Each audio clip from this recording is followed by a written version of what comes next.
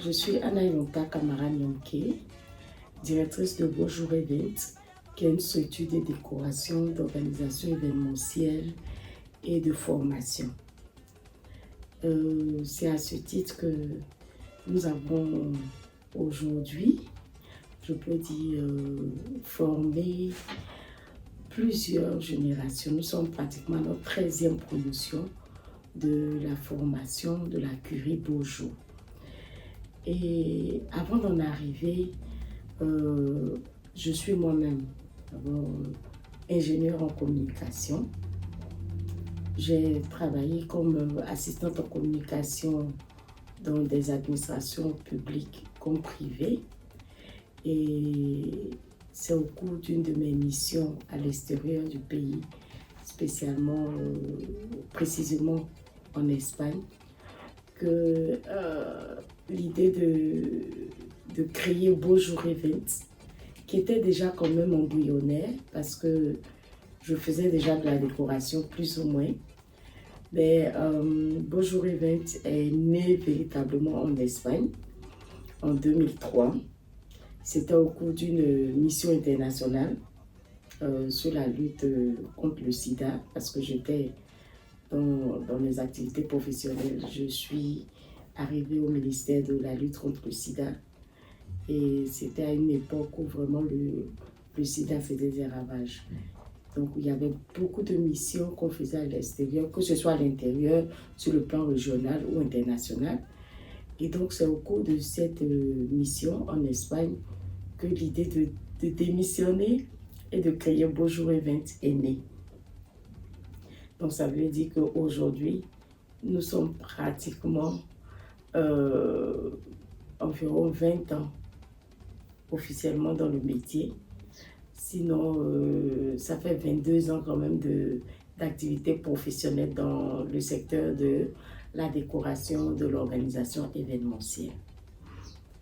Aujourd'hui, on est passé à un autre stade.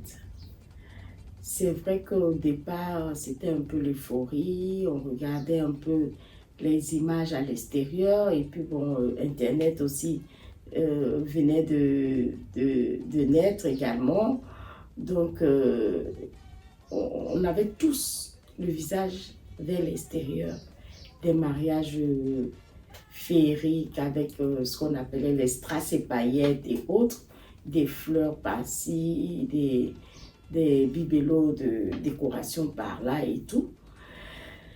Et on l'a fait effectivement durant 10 ans quand même. On a fait des décorations magnifiques avec des couleurs, des fleurs par-ci par-là, parce qu'il fallait qu'on voyage, il fallait qu'on se déplace, qu'on parte à l'international pour pouvoir prendre du matériel aussi.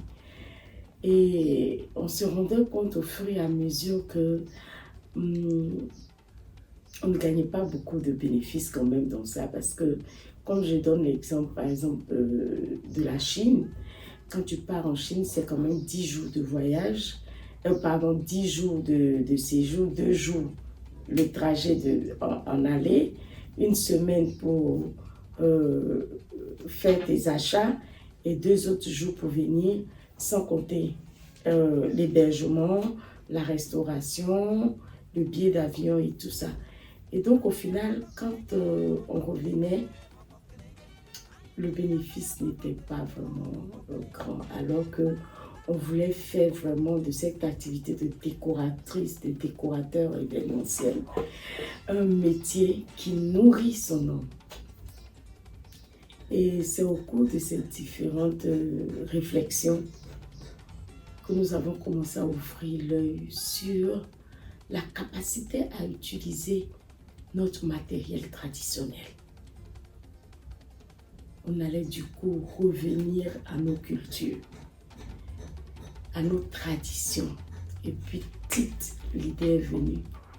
On a commencé d'abord par utiliser des pagnes, des morceaux de pagnes qui rappelaient un peu les traditions, mais on ne pouvait pas trop les découper, en faire des serviettes de table, en faire des chemins de table et tout. Et c'est dans cette mouvance également qu'on on a eu la possibilité de retravailler tous nos pagnes,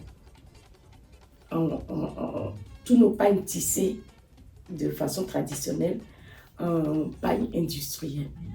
Donc, les motifs sont partis à l'extérieur. Ils nous ont confectionné, Dieu merci, des pagnes qui tiraient sur nos pagnes traditionnelles et tout en fonction de la région. Donc, on se rend compte que quand on est Bété ou Dida, on a un pagne Dida qui nous permet de le déchirer comme on veut, de l'utiliser pour faire des chemins de table, de l'utiliser pour faire des serviettes de table assorties. Et en fonction de tout ça, on a commencé à réfléchir. On s'est rendu compte que le maillage traditionnel allait être un élément de richesse pour nous. Non seulement pour nous, en tant que prestataires dans le domaine, mais également pour nos frères et sœurs qui confectionnent, par exemple, des calebasses, des canaris, et quoi, en tout cas, tous les éléments qui rentrent dans ce qu'on a appelé la décoration tradie moderne, parce qu'il fallait faire deux choses en même temps.